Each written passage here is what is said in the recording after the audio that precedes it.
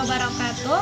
Yang terhormat Bapak Ibu Dewan Juri dan yang saya hormati Bapak Ibu Panitia Lomba Gebyar Sumpah Pemuda MGMP IPS Kabupaten Musirawas. Perkenalkan, nama saya Syarifah Musdalena. Saya perwakilan dari SMP Negeri Campursari. Pertama-tama, marilah kita panjatkan puja dan puji syukur atas kehadirat Allah Subhanahu wa Ta'ala, yang mana telah memberikan kita banyak nikmat, yaitu berupa nikmat iman dan nikmat kesehatan. Salawat serta salam tak lupa kita curahkan kepada Nabi Muhammad SAW. Pada kesempatan kali ini, saya akan mengulas tentang filosofi pendidikan Ki Hajar Dewantara. Raden Maswardi Suryaningrat atau dikenal sebagai Ki Hajar Dewantara lahir pada tanggal 2 Mei pada tahun 1889. Hari kelahirannya ini dijadikan sebagai Hari Pendidikan Nasional. Ki Hajar Dewantara merupakan salah seorang aktivis pergerakan kemerdekaan Indonesia, politis, dan pelopor pendidikan kemerdekaan Indonesia saat zaman penjajahan Belanda. Selain sebagai aktivis, Ki Hajar Dewantara juga bekerja sebagai penulis dan wartawan di beberapa surat kabar. Sejak muda, Ki Hajar Dewantara selalu menentang kolonial Belanda.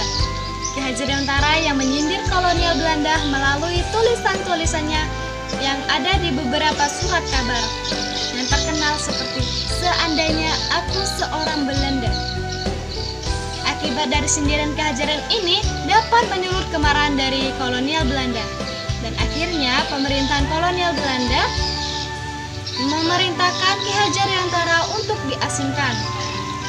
Kedua teman Ki Hajar ini yang bernama Cipto Mangunkusumo dan Doas Dekker yang ingin membela Ki Hajar Dewantara justru malah ikut diasingkan juga.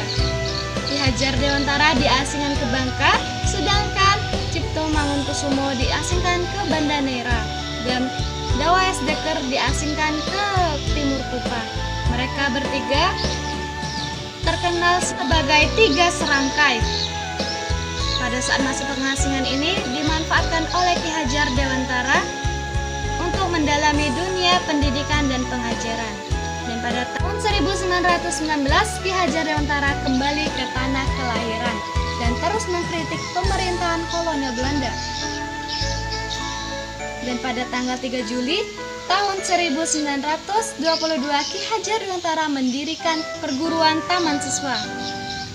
Melalui pendidikan Taman Siswa ini, Ki Hajar Dewantara menanamkan rasa kebangsaan pada anak didiknya. Ki Hajar Dewantara juga mengajarkan pendidikan yang bersifat dekakan manusia. Tetapi pada tahun 1930, kolonial Belanda menerapkan undang-undang sekolah liar untuk membatasi perkembangan pendidikan alternatif Indonesia, termasuk Taman Siswa. Setelah undang-undang sekolah liar berlaku, Belanda menutup kegiatan Taman Siswa. Tetapi meskipun Belanda menutup kegiatan Taman Siswa ini membangkang dan terus berkembang pesat hingga keluar Jawa Tengah. Dan sekolah liar pun banyak diminati. Dan setelah Indonesia merdeka, Ki Hajar Dewantara menjabat sebagai Menteri Pendidikan yang pertama. Dan pada tanggal 26 April tahun 1959, Ki Hajar Dewantara meninggal dunia dan dimakamkan di kota kelahirannya, yaitu di Yogyakarta. Apa yang telah saya sampaikan, maka kita sebagai generasi muda seharusnya meneladani semangat juang yang dimiliki Ki Hajar Dewantara. Di momen peringatan Hari Sumpah Pemuda ini, mari kita kobarkan semangat juang kita melawan penjajahan mental di kalangan pemuda saat ini. Sebagai generasi muda, mari kita isi kemerdekaan ini dengan prestasi dan semangat pantang menyerah membangun bangsa dan negara. Sekian dari saya, semoga bermanfaat bagi kita semua. Terima kasih. Wassalamualaikum warahmatullahi wabarakatuh.